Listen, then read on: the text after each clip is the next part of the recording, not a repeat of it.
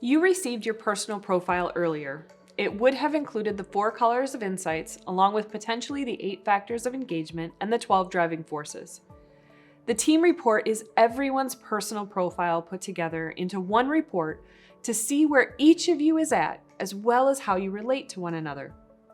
Why don't we go into the report and walk through how each section works?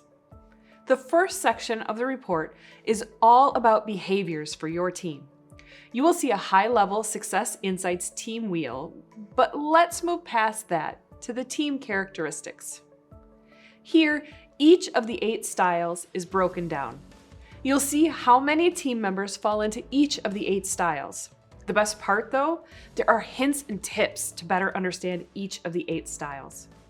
For example, if you look at the relator characteristics, you will see potential strengths such as offer understanding and friendship. You also see the behavioral attributes broken down in a simple way.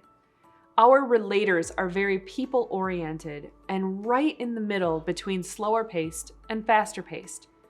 Remember our lesson on recognizing where others are at? This was where we began to ask questions such as, are they more task and logic focused or more feelings and people focused? This section of the page is like a cheat sheet for each of the 8 styles. Toward the bottom of these pages, you see words that work and words that don't work. This is very helpful when interacting with others on your team. For our relator example, we use easygoing and simple, rather than analytical and abstract. Now, the specifics for your team. It will show here what percentage of your team is this style. How many relators does your team have? And on the next page, you will see their natural style graphs. So take a look here. Even though you may have several members of your team as the same style, note how their graphs are different.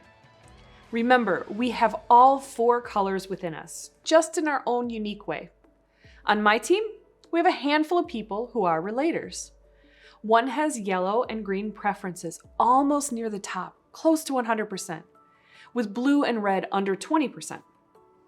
Another, though, has very high yellow preferences with green and blue near the middle, that energy line. There are pages like this for each of the 8 styles.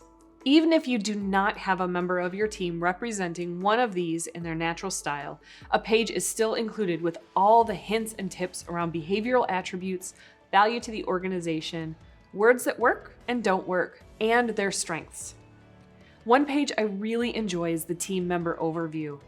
This is a table of the 8 styles, with the team members' names aligned to each of their natural styles. What I like most? That it shows opposites.